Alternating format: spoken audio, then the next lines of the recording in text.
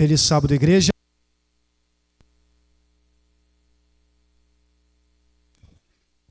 Som. Dei feliz sábado e desliguei o microfone. Acontece, né?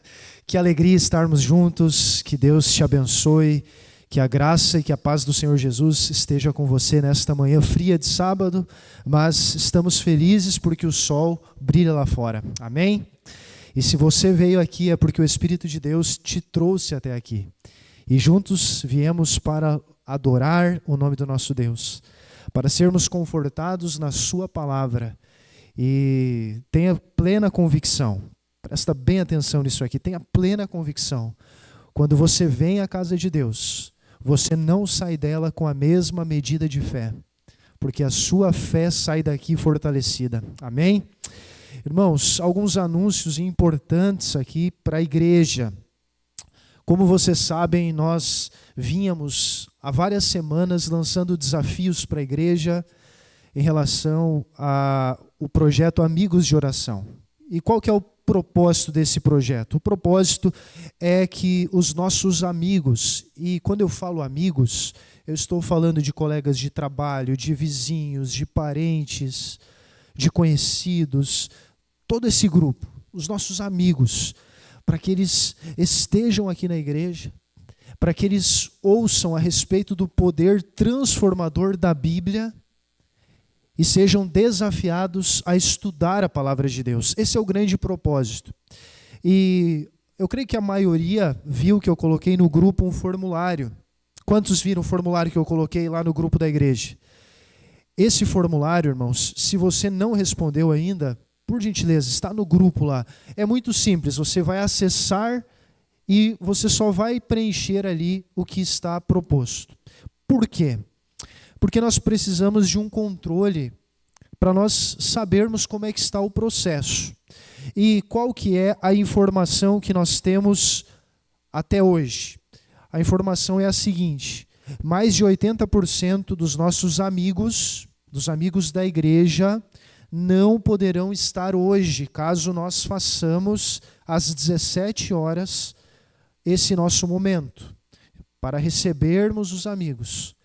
Então, deixa eu perguntar para você, se nesse dia a maioria dos nossos amigos não estará presente, faria sentido nós mantermos sem a presença dos nossos amigos aqui? O que vocês acham? Não faria.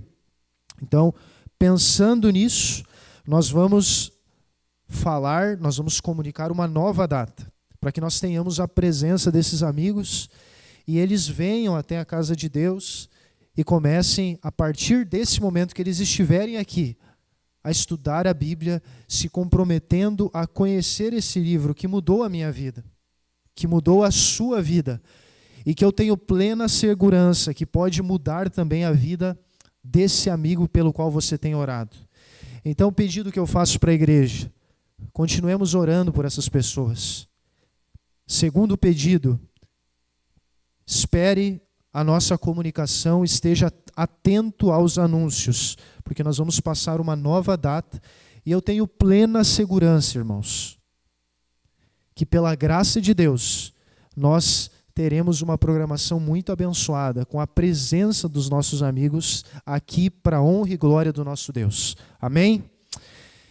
E 15 horas para aqueles que fazem parte da elite missionária e para aqueles que querem fazer parte, nós estaremos aqui também. Isso também foi passado, né, Douglas? Douglas não. Anderson. Que Deus abençoe. Vamos para a palavra de Deus? Por favor, irmão, você gostaria de... Às 5 horas não terá. Nós vamos passar a nova data. Então, comunique o seu amigo. Nós teremos um momento especial para recebermos. Amém? Vamos para a palavra de Deus, irmãos? Vamos lá para Mateus, capítulo 24.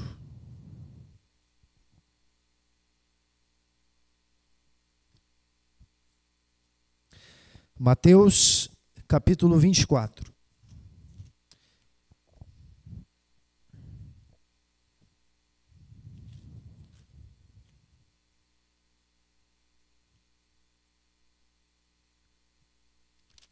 Nós vamos começar lendo a partir do verso 37.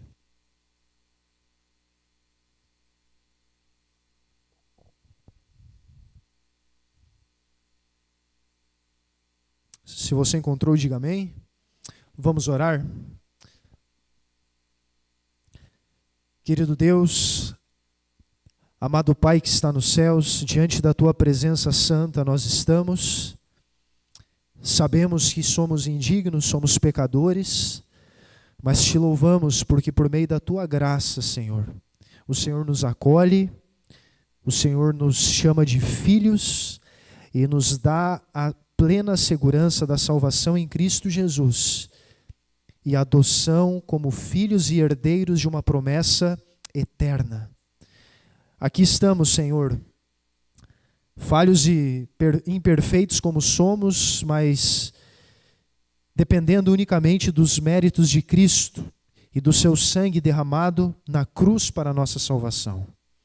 Pedimos agora, humildemente, fala conosco por meio da Tua palavra que está aberta, que nosso coração esteja aberto para a Tua influência, em nome de Jesus. Amém.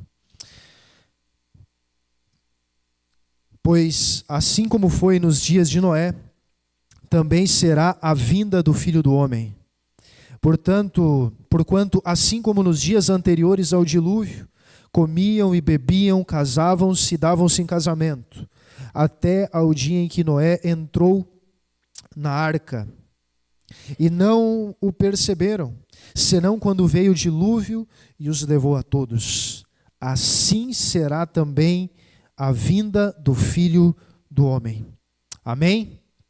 A palavra de Deus apresenta para nós que assim como foi nos dias de Noé, assim será nos nossos dias. As pessoas no tempo de Noé viviam colocando os seus planos, os seus projetos acima dos planos de Deus, acima da vontade de Deus. Havia nos dias de Noé pessoas que amavam os prazeres do mundo, pessoas que estavam ligadas a esse mundo, mesmo que professassem crerem em Deus. As pessoas não priorizavam mais o reino de Deus, não priorizavam mais a sua justiça. As pessoas estavam vivendo as suas vidas normalmente, como se nada fosse acontecer. Mas a promessa era clara. Deus enviaria um juízo sobre a terra. E esse juízo era o dilúvio, e esse juízo destruiria toda a terra. Então Noé, chamado por Deus para construir uma arca, deveria proclamar, e ele o fez por mais de 100 anos, que Deus enviaria um dilúvio. Portanto, o que as pessoas deveriam fazer? Deveriam entrar na arca antes que a porta se fechasse. Porque se eles não entrassem, eles seriam consumidos, dizimados pela fúria das águas. Mas o que a Bíblia revela? Diante de tamanha e solene advertência, o povo estava vivendo a sua vida despreocupadamente. Agora pensemos no cenário que nós estamos vivendo nos nossos dias. Existe uma promessa, e essa é a promessa mais bendita e gloriosa para o povo de Deus. Nós não precisamos temer o juízo, porque a Bíblia declara lá em Romanos 8, verso 1, que não há nenhuma condenação para aqueles que estão em Cristo Jesus. Então, para aqueles que estão em Jesus, não há o que temer, pelo contrário, o juízo é uma promessa de libertação desse mundo de dor, sofrimento e pecado. Enquanto existir pecado, existirá sofrimento. Então, essa advertência, ela está sendo proclamada. Deus, Ele levantou pessoas, Deus levantou uma igreja ao longo da história e hoje também nos nossos dias. E essa advertência está sendo solenemente proclamada. Mas diante de tamanha e solene advertência, como estão vivendo as pessoas? Como está a nossa sociedade? Eu pergunto, como está a nossa igreja? como nós estamos vivendo, diante de solene advertência, muitas vezes nós não paramos para pensar, igreja, que nós só temos uma vida para definir o nosso destino eterno. E quantas vezes nós consideramos as coisas espirituais como secundárias em nossas vidas? Quantas vezes nós de fato nos preocupamos com a nossa salvação e com o preparo para o lar eterno? Olha o que o Espírito de Profecia diz no livro Testemunhos Seletos, volume 2, páginas 156 e 157. Abre aspas. Há amantes do mundo, mesmo entre os que professam estar aguardando o Senhor. A ambição de riquezas e honras. Cristo descreve esta classe quando declara que o dia do Senhor virá como um laço sobre todos os que habitam na terra. Este mundo é o seu lar. Fazem do adquirir riquezas a sua principal ocupação. Constroem custosas habitações e mobiliam-nas com tudo quanto é bom. Comprazem-se no vestuário, na satisfação do apetite, nas coisas deste mundo. E elas são os seus ídolos. Estas coisas se interpõem entre a alma e Cristo, e as solenes e assombrosas realidades que se estão adentrando sobre nós não são vistas, senão muito palidamente e muito fracamente avaliadas. É solene essa advertência? Sabe, quando eu li isso aqui pela primeira vez, eu fiquei muito preocupado, igreja. Porque a serva do Senhor declara que há amantes do mundo. Nós sabemos que lá fora existem pessoas que amam mais a Deus, ou melhor dizendo, mais ao mundo do que a Deus. Isso é o natural, é o esperado. Embora Deus tenha pessoas sinceras espalhadas por todos os lugares, mas a serva do Senhor declara: há amantes do mundo entre aqueles que professam ser verdadeiros cristãos. Há amantes do mundo entre o povo de Deus. Há amantes do mundo entre aqueles que professam crer na volta do Senhor Jesus Cristo. Há amantes do mundo entre aqueles que um dia aceitaram Jesus. Mas a Bíblia declara para nós que se alguém ama a Deus verdadeiramente, essa pessoa fará o que com o mundo? Ela aborrecerá o mundo. E o que é o mundo? É uma expressão que a Bíblia utiliza para falar das ideias, dos valores, das práticas de um mundo que caminha para a sua destruição. Veja, irmãos, Paulo declara para a igreja que nós somos embaixadores. O que é um embaixador? É um representante de uma outra nação em terra estrangeira. Se a Bíblia declara que eu e você somos estrangeiros em terra estranha e que nós somos embaixadores de um outro reino, como que nós estamos representando esse reino do qual nós fazemos parte? Por isso, irmãos, que quando ela diz que há amantes do mundo, mesmo em nosso meio, nós precisamos parar e pensar: será que eu não estou amando mais as coisas no lugar de Deus? Será que eu não estou como essa classe que vivia antes dos dias de Noé? Uma classe que, diante de todas as advertências de juízo, estava vivendo despreocupadamente.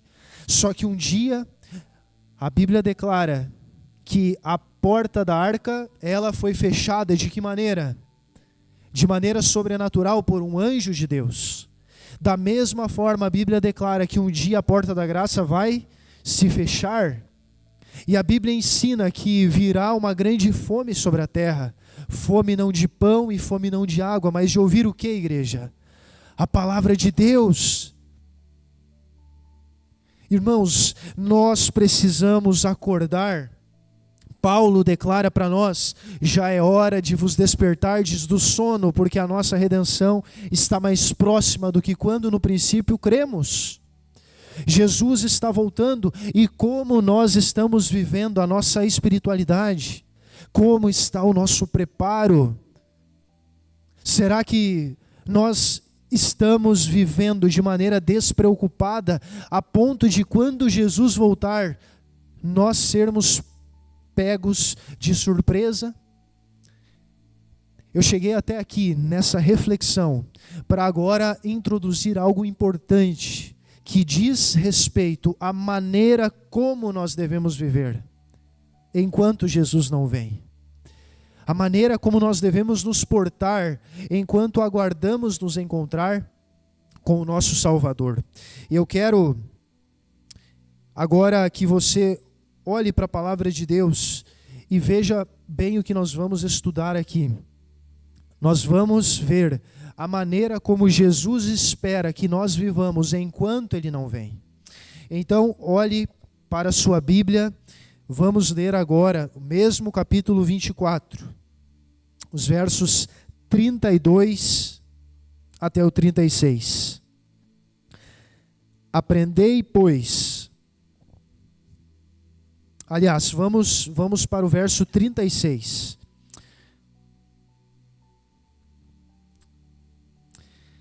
Mas a respeito daquele dia e hora, ninguém sabe, nem os anjos dos céus, nem o Filho, senão o Pai.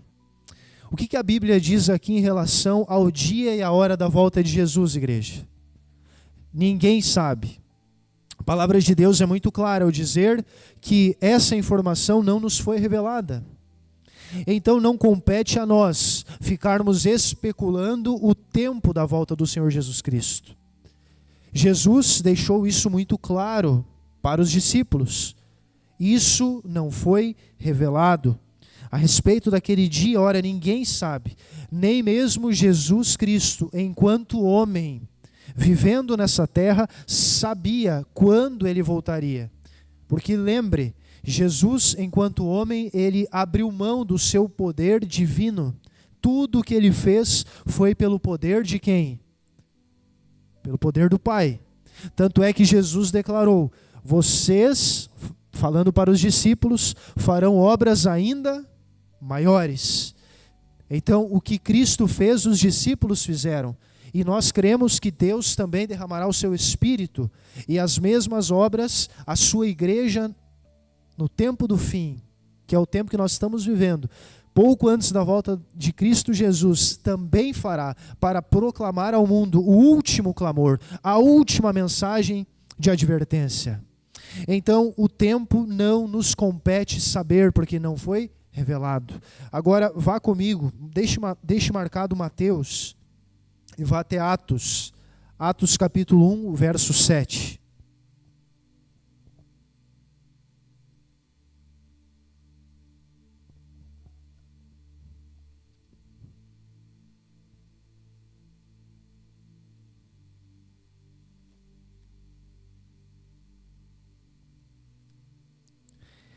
A palavra de Deus diz: respondeu-lhes, não vos compete conhecer tempos ou épocas que o Pai reservou pela sua exclusiva autoridade.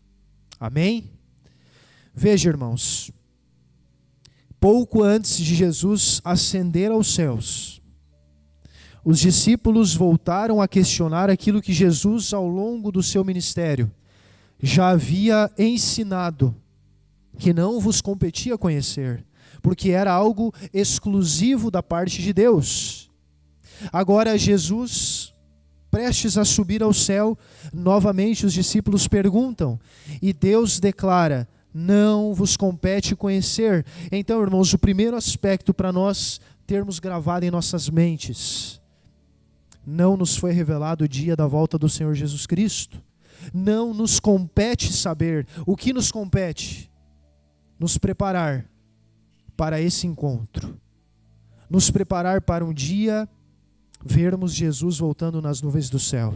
E a Bíblia diz que a volta de Jesus será de que maneira? Será visível, todo olho verá. Será audível com som de trombeta, os santos anjos de Deus, e será gloriosa. Deus virá com poder e grande glória. Então, enquanto Ele não vem, como viveremos? Agora, o preparo. Volte lá para Mateus 24. E a primeira parábola que Jesus vai contar para falar do preparo para a sua volta está aqui a partir do verso 32. Agora sim. A partir do verso 32, acompanhe comigo, o texto diz: Aprendei, pois, a parábola da figueira. Quando já os seus ramos se renovam e as folhas brotam, sabei que está próximo o verão. Assim também vós, quando virdes todas estas coisas, sabei que está próximo às portas. Em verdade vos digo que não passará esta geração sem que tudo isso aconteça. Passará o céu e a terra, porém as minhas palavras não passarão. O texto aqui, irmãos, vai falar de duas coisas. Veja, quando os discípulos fazem uma pergunta para Jesus, que está registrada aqui no início do capítulo 24, motivados pela declaração de Cristo, que declarou que não restaria pedra sobre pedra daquele templo sagrado ao qual eles se orgulhavam, era um motivo de orgulho nacional. Jesus declara para eles: não ficará pedra sobre pedra. Então eles perguntam: mas Senhor, quando acontecerão estas coisas? Isso está aqui no verso 3. Capítulo 24, verso 3, no Monte das Oliveiras achava-se Jesus assentado quando se aproximaram dele os discípulos em particular e lhe pediram dizendo: quando sucederão estas coisas? E que sinal haverá da tua vinda e da consumação do século? Veja, aqui Jesus ele vai responder duas coisas, porque eles perguntaram duas coisas. Eles perguntaram: quando sucederão estas coisas? Estas coisas, destruição de Jerusalém, no ano 70, quando sucederão? Foi justamente nessa ocasião em que os romanos invadiram Jerusalém, os romanos dizimaram a nação, levaram escravos, mataram muitas pessoas, destruíram o templo. Ano 70, quando sucederão estas coisas? Destruição do templo de Jerusalém. Mas a pergunta também foi: e que sinal haverá da tua vinda? Veja, foram duas coisas. É claro que os discípulos, eles viam a destruição do templo como o fim do mundo, porque eles pensavam: se o nosso templo for destruído, é porque o mundo estará acabando. Mas Jesus, ele vai responder falando destas duas coisas. Então ele fala para a destruição de Jerusalém, ele fala para aquele povo, e aqui está o que diz o verso 35. Passará o céu e a terra, porém as minhas palavras não passarão. E o verso 34, em verdade vos digo que não passará esta geração sem que tudo isso aconteça. Veja, aquela geração veria a destruição do templo, aquela geração enfrentaria o poder destruidor dos romanos. Mas ao mesmo tempo Jesus, ele dá uma dupla profecia, porque ele fala dos sinais da sua vinda. E alguns desses sinais se cumpriram tanto naquela ocasião, na destruição de Jerusalém, antes da destruição, quanto esses sinais se aplicam para os nossos dias. Você quer ver? Aqui o verso 4, ele vai dizer: olha, vede que ninguém vos engane. O verso 5, virão muitos em meu nome, dizendo: eu sou o Cristo, enganarão a muitos. Veja, antes da destruição de Jerusalém, muitos cristos apareceram, dizendo que libertariam o povo de Judá do jugo romano. E se o povo de Deus confiasse nele, eles não seriam enganados. Mas assim como naquele período vários anticristos apareceram, será que isso se repetirá no tempo do fim? É claro que sim. E ao longo da história, nós podemos observar tanto pessoas se dizendo Cristo, quanto um poder político religioso que se coloca no lugar de Deus e que quer receber adoração, e que ele assume prerrogativas que são unicamente divinas, como perdoar pecados. Então, olhando para a história, olhando para as profecias, nós vemos de fato falsos cristos surgindo. Mas o texto diz também, no verso 6, E certamente ouvireis falar de guerras, de rumores de guerras. Vede, não vos assusteis, porque é necessário assim acontecer. Então ele vai falar de vários sinais. E eu pergunto para você, essa é a realidade do nosso mundo hoje, sim ou não? Você ouve falar de guerras, de rumores de guerras? Você está percebendo que o amor está cada vez mais se esfriando? Todos os sinais se cumprindo. Sinais que apontam para um evento extraordinário, a volta de Jesus. Verso 12. E por se multiplicar a iniquidade, o amor se esfriará de quase todos. Verso 13. Aquele, porém, que perseverar até o fim, esse será salvo. E qual é o sinal derradeiro para a volta do Senhor Jesus Cristo? Verso 14. E será pregado este evangelho do reino por todo o mundo, para testemunho a todas as nações. Então virá o fim. Então, irmãos, tendo feito toda essa construção, o tempo não nos compete saber, porque é unicamente exclusivo de Deus. Mas, quando este evangelho for pregado, então virá o fim. O evangelho será pregado. Queira você pregue, queira você não pregue, esteja você preparado ou não esteja, você querendo ou não, Jesus Cristo voltará, amém? Agora, vamos para a parábola da figueira. O texto, ele está falando da exortação à vigilância. Porque quando as folhas brotam, isso é um indício de que o verão está próximo. Qual que é a estação que antecede o verão? A primavera, que vem logo depois do inverno. Então, quando nós vemos a primavera, agora as folhas que lá no outono começaram a cair, se preparando para o inverno, agora elas começam a brotar novamente na primavera. Então nós sabemos, o verão está próximo. Então, aqui o texto diz para nós, quando estes acontecimentos estiverem acontecendo diante dos olhos de vocês, quando vocês olharem para os noticiários, quando vocês verem o caminho que a humanidade está avançando, e vocês virem que tudo isso está acontecendo, e o texto, ele quer que nós entendamos que isso, embora ao longo da história tenha acontecido, há uma intensificação dos sinais.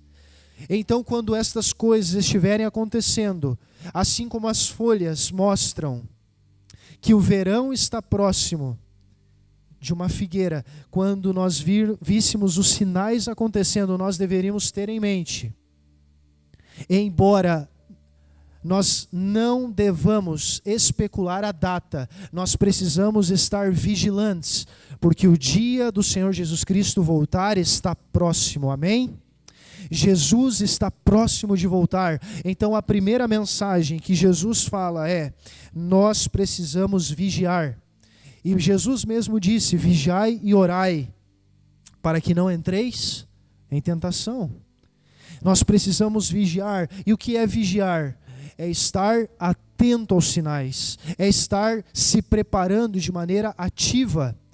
Não é estar simplesmente sentado uma vez por semana no banco de uma igreja, é ser um cristão de fato, é ter um compromisso real com Deus, é estar preparando pessoas para a volta de Jesus.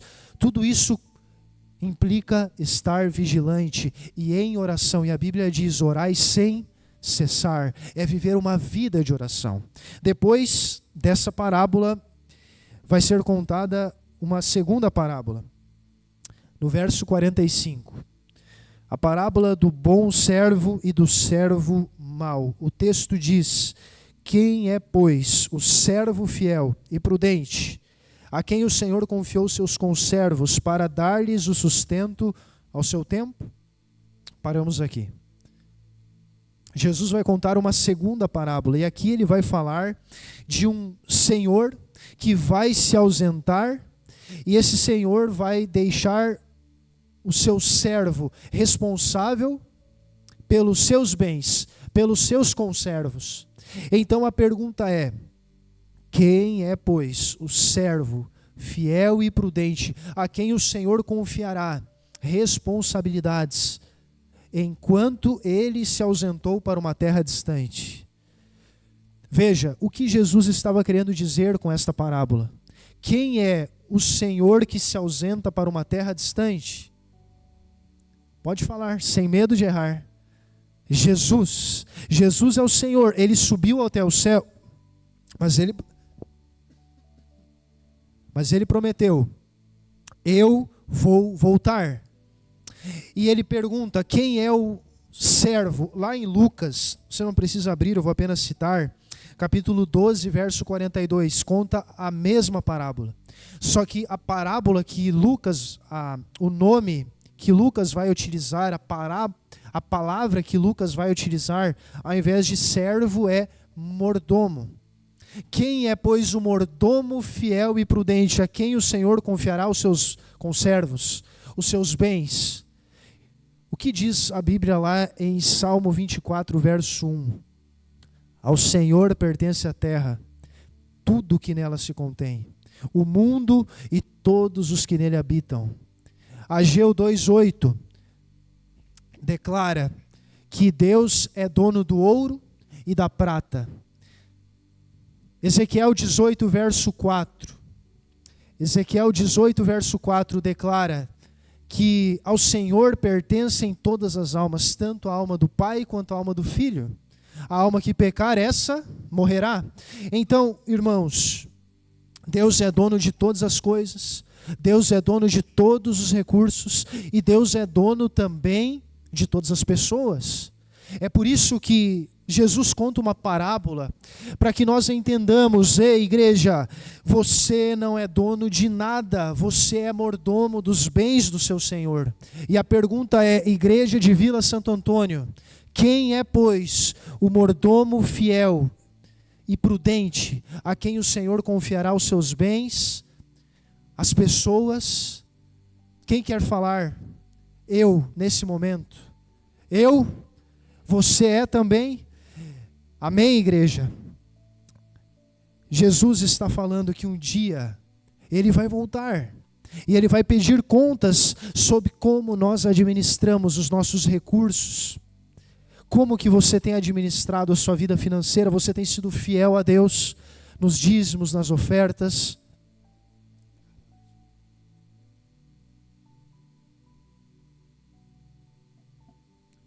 Você tem sido fiel na administração do tempo? Você lembra dos 4 T's da mordomia? Tempo.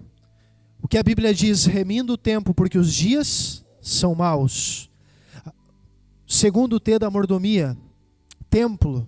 Você tem cuidado do seu corpo? Quer comais ou bebais ou façais qualquer outra coisa qualquer, fazei tudo para a glória de Deus. Tempo, remir o tempo. Templo, cuidar do nosso corpo, porque nós nos conectamos com Deus por meio da nossa mente. E Deus espera um culto racional. Tempo, templo, talento. O que Deus espera é que nós dediquemos os nossos talentos para Ele, os nossos dons, empregando-os na obra do Senhor, e nós vamos ver isso aqui logo mais. E qual que é o último T da mordomia? Tesouro. Ele quer que nós empreguemos os nossos recursos por uma causa maior, na pregação do Evangelho. Porque o que Deus nos pede não é nada que Ele não nos dê de forma muito maior antes de nos pedir. Porque tudo que temos, porque tudo que somos, vem dEle e é para Ele. Amém? A terceira parábola, aliás, agora que Jesus vai contar, está no capítulo 25. Olha para esse texto comigo nesse momento. Mateus capítulo 25, nós vamos ler dos versos 1 a 4. Então o reino de Deus será semelhante a 10 virgens, que tomando as suas lâmpadas saíram a encontrar-se com o noivo. 5 dentre elas eram nécias e 5 prudentes. As nécias, ao tomarem as suas lâmpadas, não levaram azeite consigo. No entanto, as prudentes, além das lâmpadas, levaram azeite nas vasilhas. Paramos aqui. Olha o que o Espírito de Profecia diz. Parábolas de Jesus, página 411 a 412. Abre aspas. A graça de Deus tem de ser buscada pelo arrependimento, fé e oração. Cada pessoa precisa obter por si mesma o azeite do Espírito. Ninguém pode adquirir para outra pessoa o caráter necessário para se encontrar com Deus.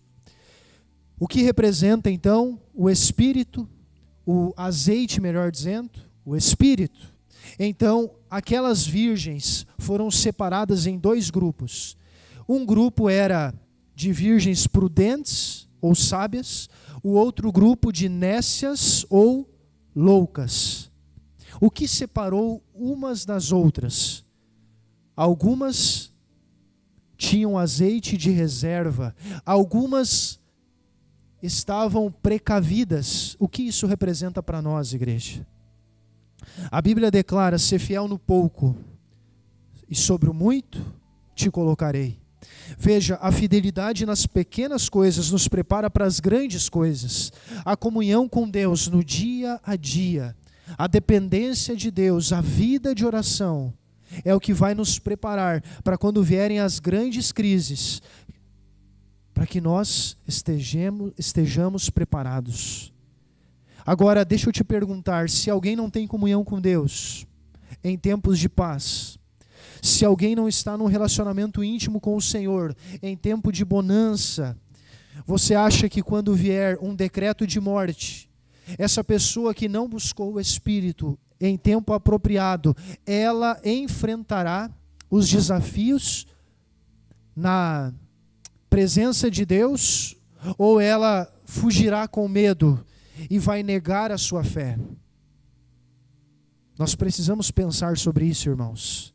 Jesus está falando: ei, se você espera um dia estar comigo no lar eterno, primeiro você precisa vigiar e orar, porque os dias são maus, porque Jesus não disse quando voltaria, Ele deu sinais da proximidade, e por isso nós devemos estar atentos.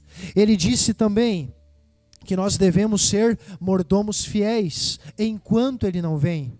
Ele disse também que nós devemos buscar o batismo diário do Espírito Santo, nos preparando para um dia nos encontrarmos com o Senhor, porque se nós deixarmos esse preparo para depois, nós seremos pegos de surpresa.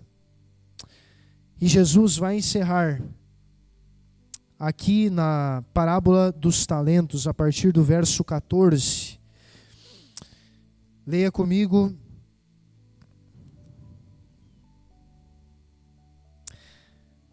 Mateus 25, verso 14. Pois será como um homem que, ausentando-se do país, chamou seus servos e lhe confiou os seus bens. Paramos aqui. A um servo ele vai dar quantos talentos? 5. A outro servo, 2. A outro servo, 1 talento. A Bíblia diz, palavras do próprio Cristo, que o primeiro servo multiplicou os seus talentos, e de 5 ele conquistou quantos? 10. O segundo multiplicou os seus talentos, e de 2 ele obteve 4. E o terceiro enterrou o seu talento. Palavras de Jesus para o primeiro e para o segundo servo: muito bem, servo bom e fiel, foste fiel sobre o pouco, sobre o muito te colocarei, entra no gozo do teu Senhor. Mas o servo mau,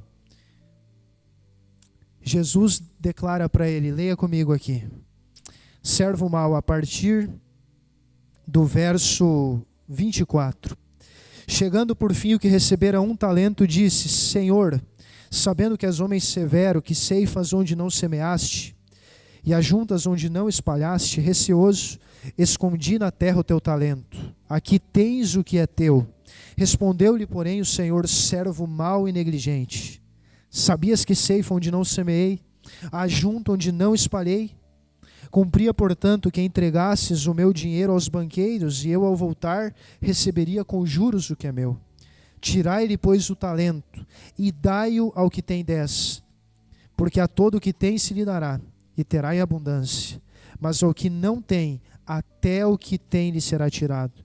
E o servo inútil lançai-o para fora, nas trevas. ali haverá choro e ranger de dentes. Misericórdia, igreja. Essa parábola aqui não é apenas uma historinha que Jesus contou para uma reflexão espiritual tão somente. Essa parábola aqui, irmãos, ela fala de cada um de nós. Como nós estamos vivendo.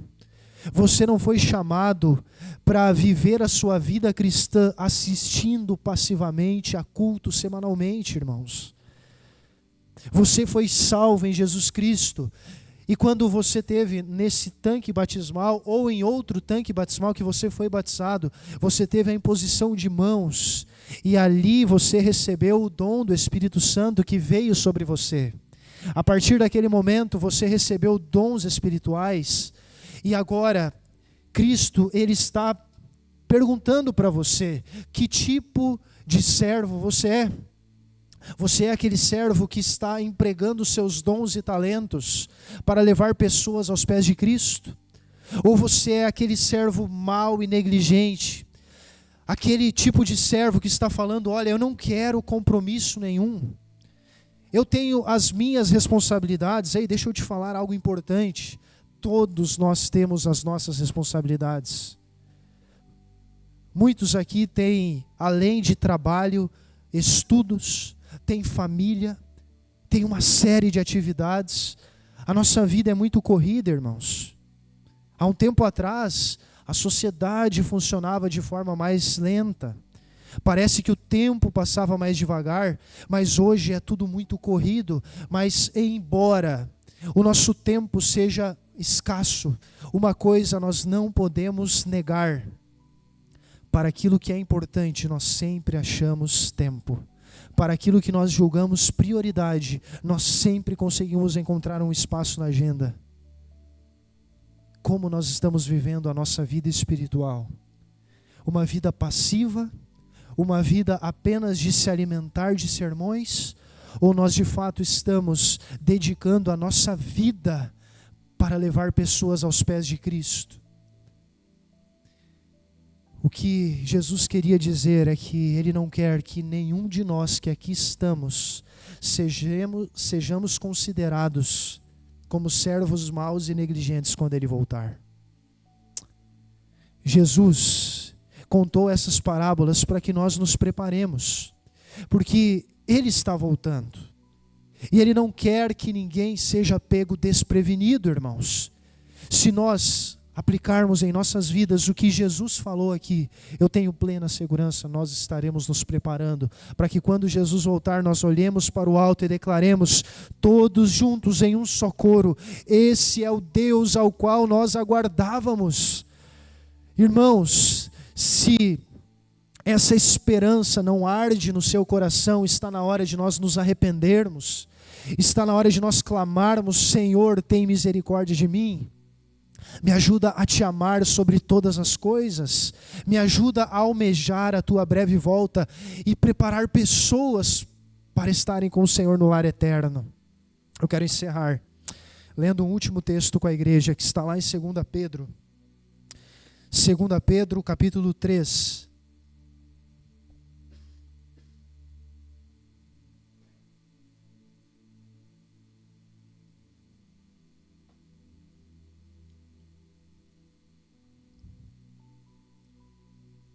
Os versos 9 a 13.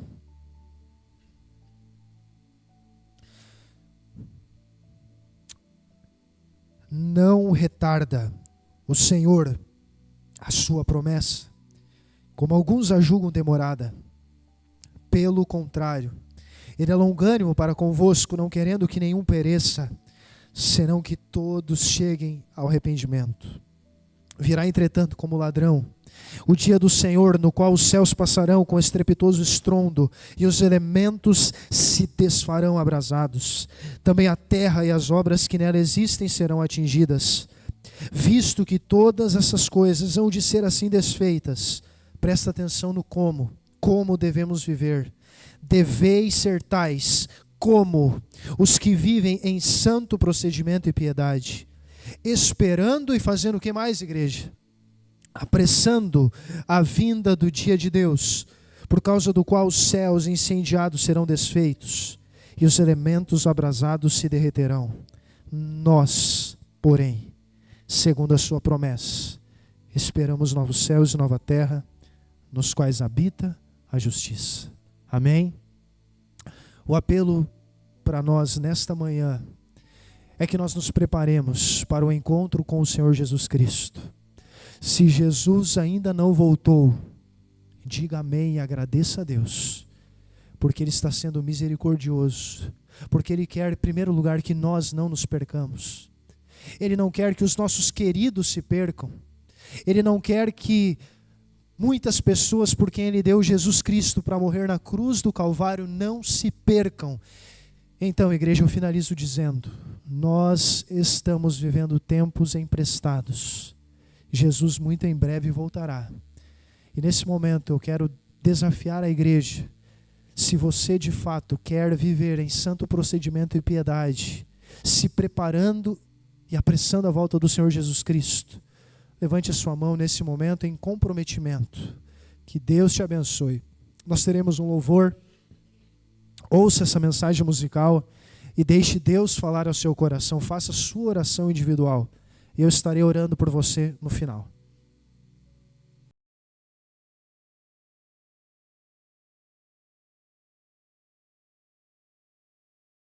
Deus, a Ti toda a honra, toda a glória e todo o louvor. Nós sabemos, Senhor, que Tu tens o curso da história nas Tuas mãos.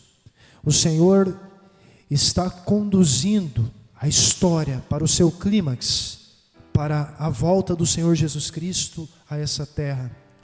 Nós sabemos, Senhor, que enquanto existir pecado, existirá injustiça, sofrimento, dor e morte. É por isso, Senhor, que o Teu povo almeja a Tua volta, Senhor. É por isso que nós almejamos ver Jesus voltando nas nuvens do céu com poder e grande glória, para colocar um fim nesse problema chamado pecado. Mas enquanto o Senhor não vem, nós queremos viver como o Senhor espera. Queremos nos preparar, Senhor. Queremos atentar para as palavras de Jesus, refletir no significado dessas parábolas que Ele contou para a nossa vida e nos prepararmos para muito em breve estarmos com o Senhor no lar eterno. Senhor, ajuda o Teu povo, ajuda todos nós a entendermos as Tuas palavras.